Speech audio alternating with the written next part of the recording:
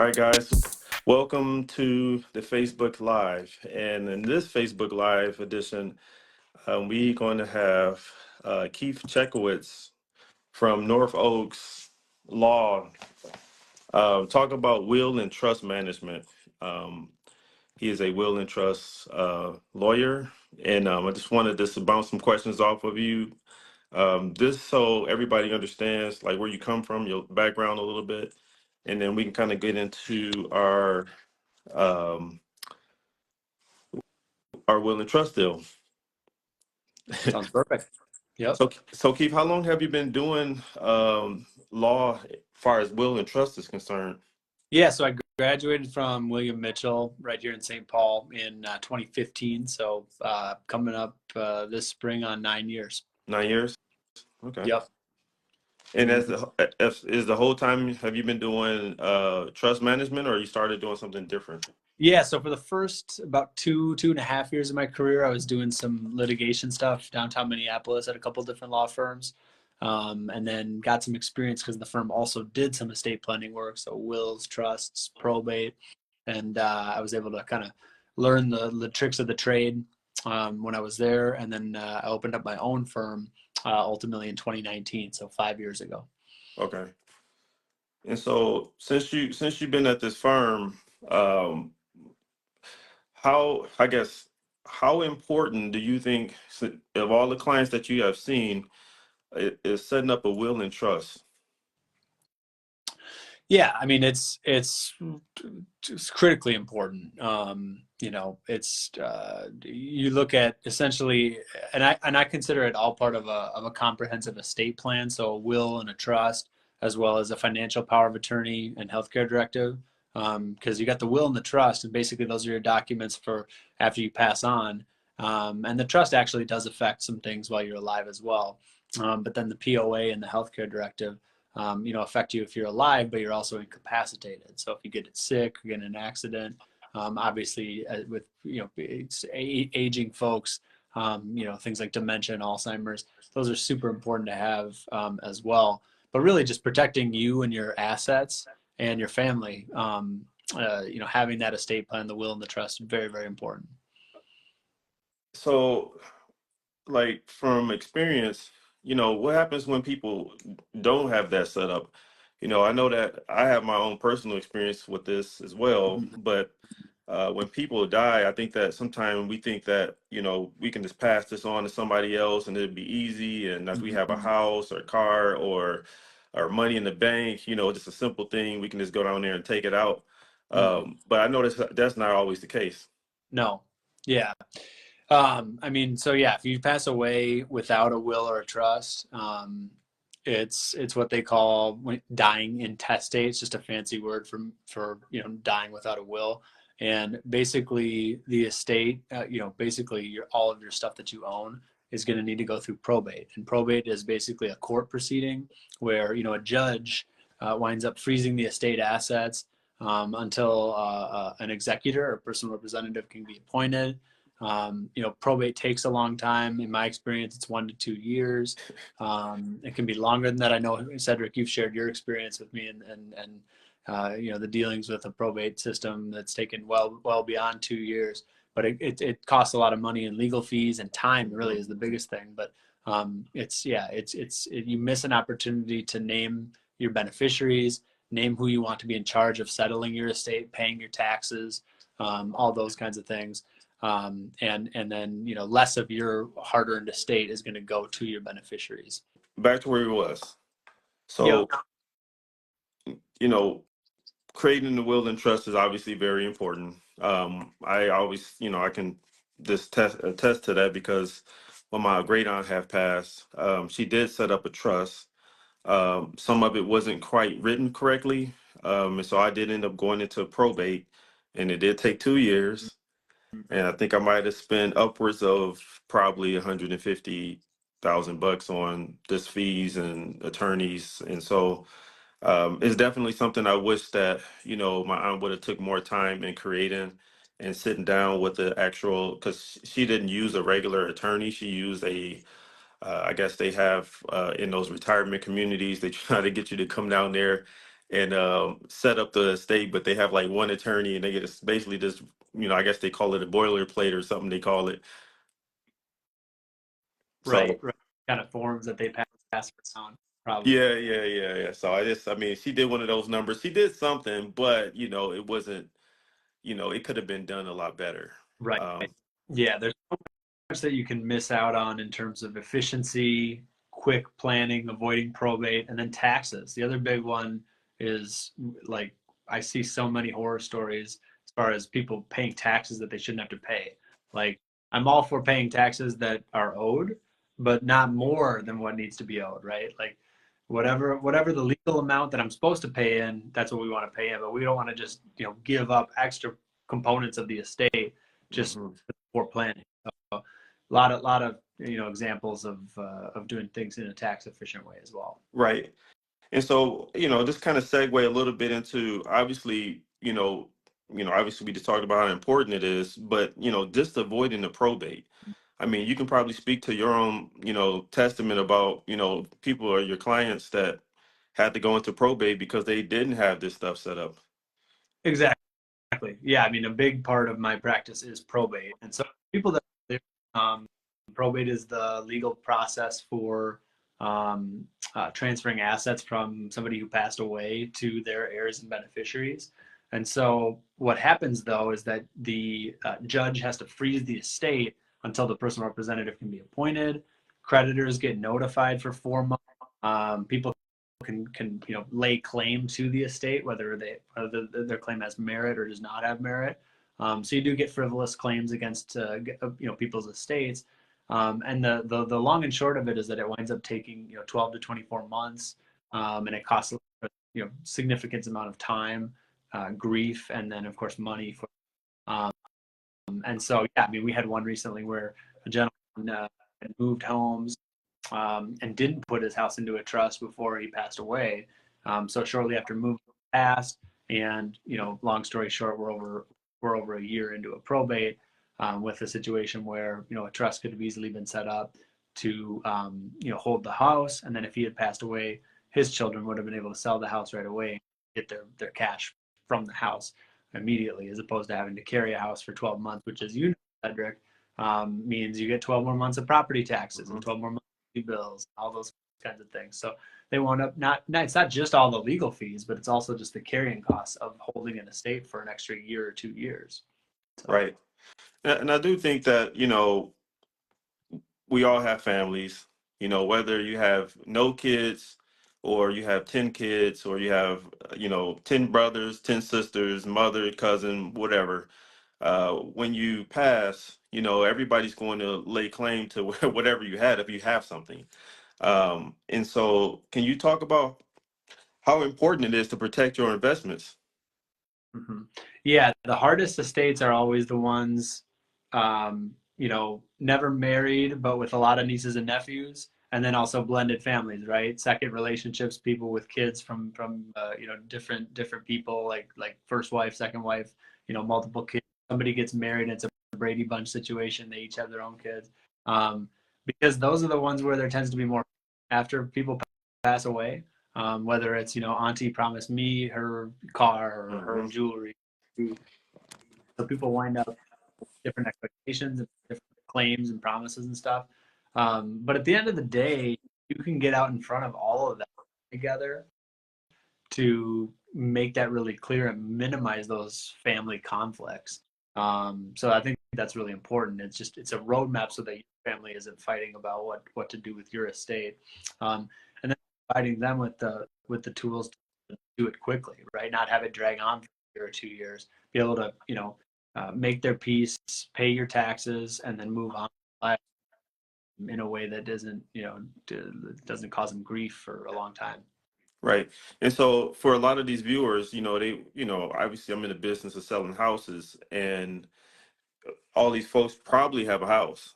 And so, talk about a little bit about what the importance is into protecting your home asset. Maybe, some of these people, that have multiple houses and maybe they might have investment properties, talk about the LLCs and putting those into a trust in a estate. Yeah, exactly. I mean, so doing a an LLC when you have multiple properties like Airbnbs, whatever the case may be, is super important. Limited liability company, LLC. So the property goes into the LLC, and then the liability for that LLC is limited to that property, right? So if you have 3 houses that are rentals, you might have 3 separate LLCs. If a tenant slips and falls or causes a fire to somebody else, and you get sued potentially, right? Happens all the time. Your liability is limited to just the assets in that one LLC, as opposed to like your whole portfolio, which could include your personal residence, other LLCs that you have. So keeping them separate in that way is important. Then having those LLCs underneath your family trust is super well, so that when you pass away, those don't wind up in probate court system, dragging out and burdening your kids or whoever after you pass away. So it's 2 parts of it. It's the LLC for life protection, and then the trust to protect your family, so that there's, they get as much of those that's LLCs as quickly as possible if something happens to you. Right, right. And so for the property, so they have, so I guess the importance of all of this is because you want to, let's say if you did have multiple properties or your current property, if you have the desired beneficiaries that you want to take over the property afterwards, it's so easy just to have that trust there to be able to move that property, because you don't even have to sell it anymore, because the property should be named into the trust now. And so talk a little bit about that, because I think people don't understand, like when it's a part of the trust now, the trust owns the house versus you. Right. Mhm. Yeah.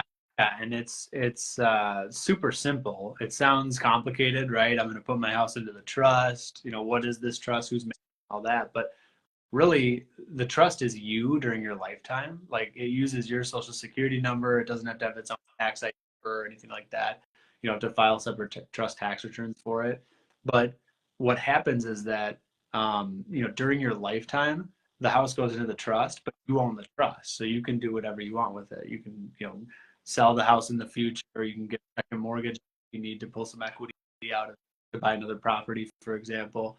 But then after you pass away, your social security number is invalid. That social security gets notified. So then we have to pull what's called an EIN, employer identification number, for the trust, Mhm. which is basically tax ID for your estate. And then we've got somebody selected by you to manage that. So it could be, your kids jointly. It could be, a financial advisor. It could be a bank. It could be a friend. They're the ones who are going to be, empowered day one, if something happens, to manage the money, or the house, I should say, for your beneficiaries. So let's pivot a little bit, Keith. When a person, let's say if a person wants to come down to your office and they want to start the trust and or will, Mhm. what does that include? Yeah, so there's a couple of things included in kind of a comprehensive, well-crafted. And so the trust is super important. You own a home. I'm a big believer in, any homeowner should have a trust, because again, you're able to put the property into the trust and ensure that it's not going to be tied up in probate. Um, it also helps, like if you get sick or you get in an accident, then it affects like incapacity, right? Like if you can't sign your name anymore because you're incapacitated, the trust has, like an appointment for a successor, so that they can continue to pay your taxes and manage your estate if you're still alive, but just incapacitated. But then also the power of attorney is super, super important, because if you don't have a power of attorney for bank accounts and for your other assets that you might own, and you do get sick, or let's say you get in a capacity, um, have to go down to the judge and get what's called a guardianship conservatorship. Um, and those have been in the news lately with different people, but basically that's where we have to get a court proceeding to get somebody named to be your guardian conservator. Whereas if you're able to put that together plan with somebody like me and then you have a power of attorney to, hey, in my case, if something happens to me, if I get, hit on the coconut and I kind of lose my marbles, my wife is able to pay my taxes and manage my affairs, right? Or if she's gone, then it'd be my brother or who. I've got somebody lined up. It's not a judge or the state saying, oh, this person's incapacitated. They need to go in to kind of become a ward of the state, that kind of thing. So super important to have stuff in addition to the will and the trust. And then there's a lot we review with things like beneficiary designations, right? People might have their 401ks or IRAs through work. Want to make sure that we've got all that, super buttoned up so that if something does happen, it's planned out and taken care of for them. So I just wanted, I know because there's a lot of videos out there that talks about like life insurance policies named into the trust. Obviously you can put all your assets as far as house, car. I'm not sure. I'm not sure if you can put stocks in trust. I'm not sure. Yeah, you typically can. The thing is just like 401ks and IRAs, like the I in IRA stands for individual. So we have to put them in the trust by a beneficiary designation.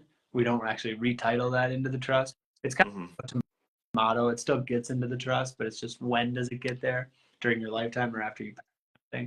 So I think that like especially with the life insurance policies, because like if you make it payable to the trust, then it goes from obviously the life insurance company to the trust, but then it also goes to the trust beneficiaries versus you just giving it to your cousin or your brother or your kids, or one kid, or if you got all three kids or four kids or whatever you got at home. So like, can you speak a little bit about that, as far as like if somebody passed and they have a life insurance policy, how that life insurance policy then get funneled down? Yeah, you want to make the trust the beneficiary on that life insurance policy. And the simple reason is just what you said. So let's say you got three kids and they're the named beneficiaries. Well, if one of those kids is going through anything, we want to have that flexibility in the trust. I recently had a client who just that situation. One of the kids was going through a divorce. So rather than just give them their life insurance proceeds right away and then have it potentially be subject to a divorce proceeding, we were able to hold off on that distribution until the divorce was finalized, and then once that was straightened out, we were able to kind of make that distribution from the trust. The same is true for bankruptcies, tax liens, medical judgments. If any of your beneficiaries, so your kids in this example, have any kind of creditor issues going on, trust protects that for them. You can basically spend the money out of the trust rather than putting it in their personal bank account and then subjecting it to their creditors. So it's a way to avoid you know, tax liens, divorces, bank, those kinds of things for your beneficiaries, and make sure that what you've worked for actually get to your beneficiaries and not to some creditor or some court.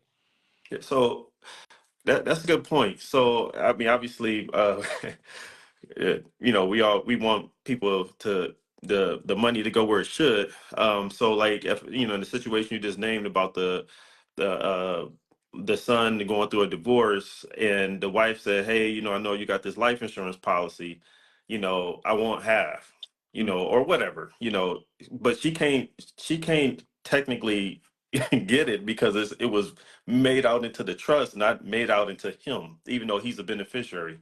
Exactly. Yep. It's a fancy called spend. So there's a spendthrift clause that says it's inaccessible to any creditor, including a divorcing spouse.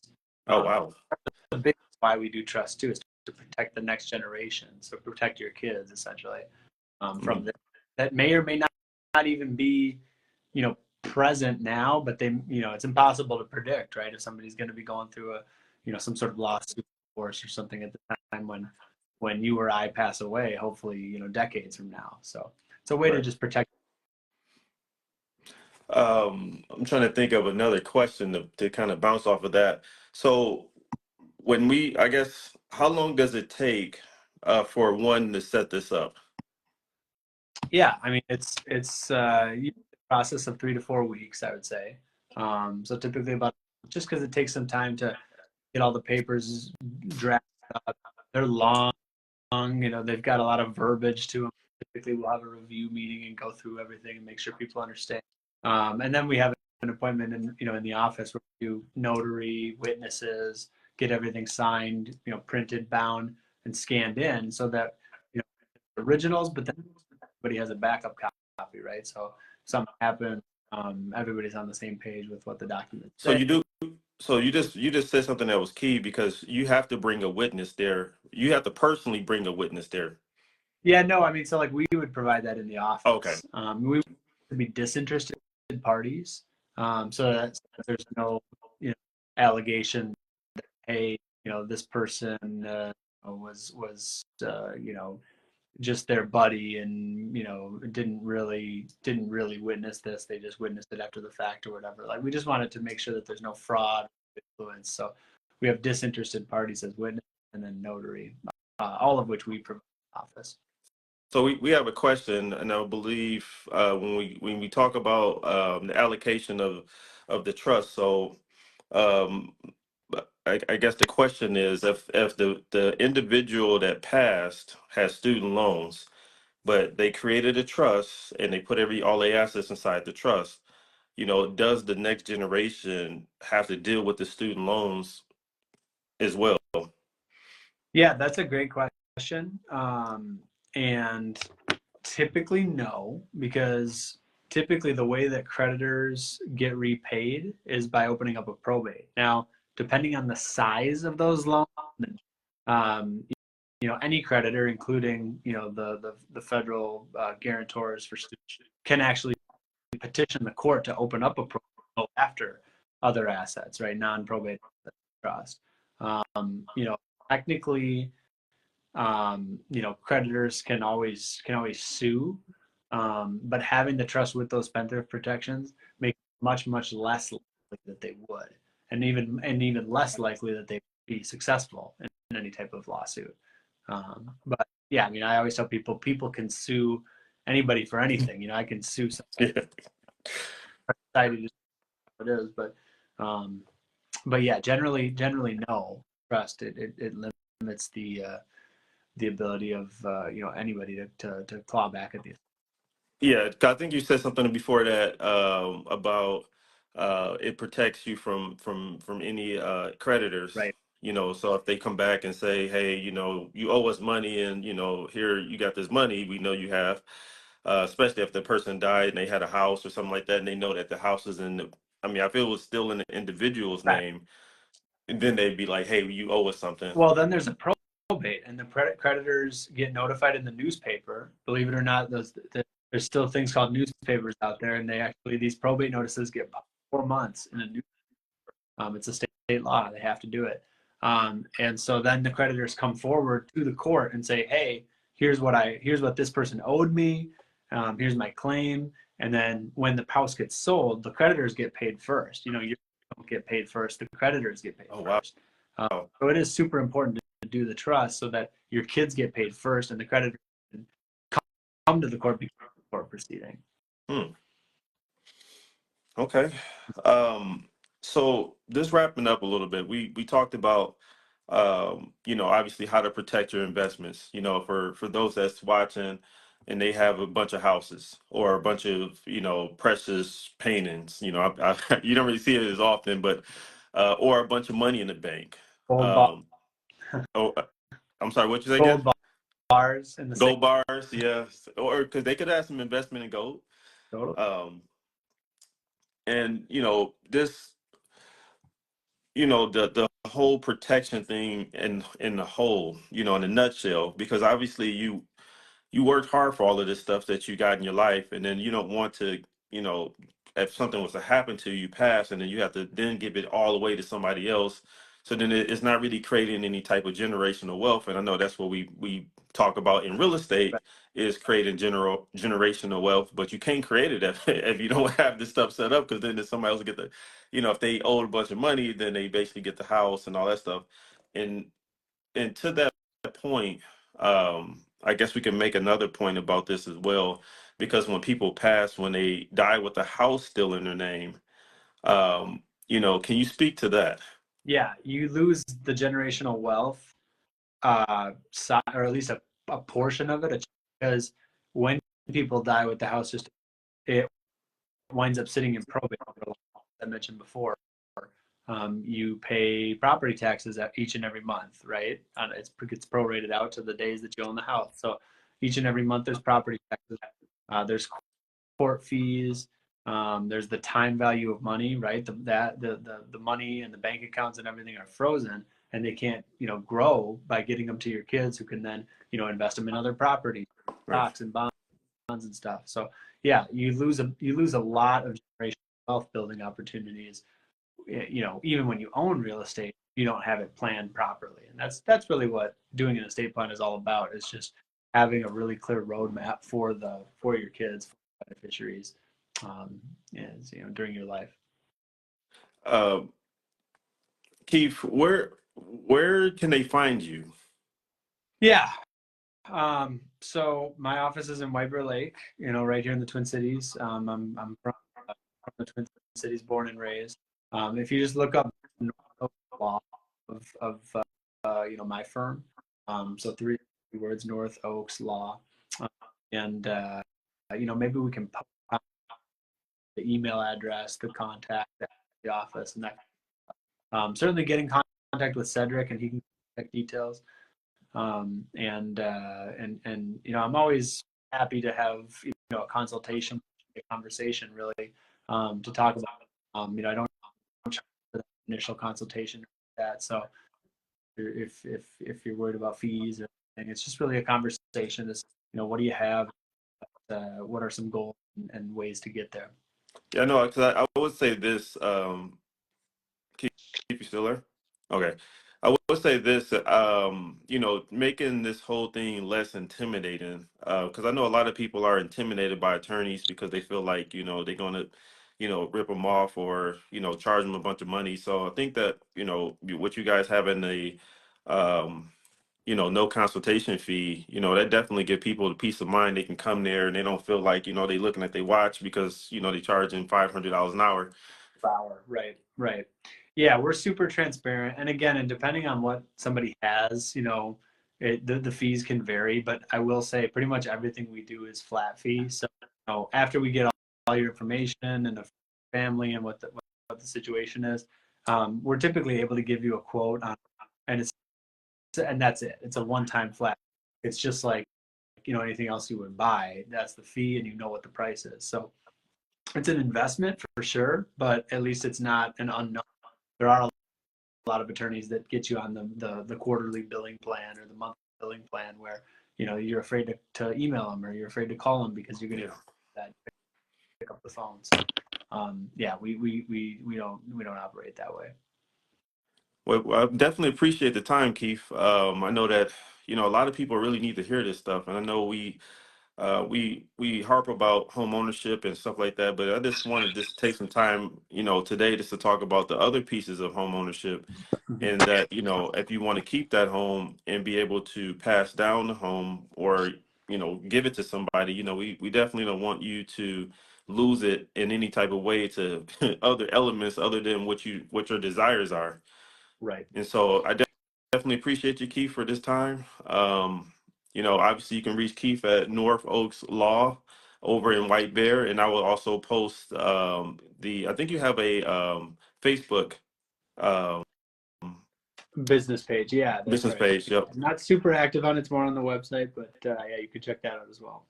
So another question came in is what happens if his or the live goes abroad. I'm actually going to download this off of YouTube, so I actually have it, and then put it on. Download it off of Facebook and then put it onto YouTube. Perfect. So we always will have this recording, so we can really play it back, and we can watch it the second time, third time, and pass it on to people that That's perfect.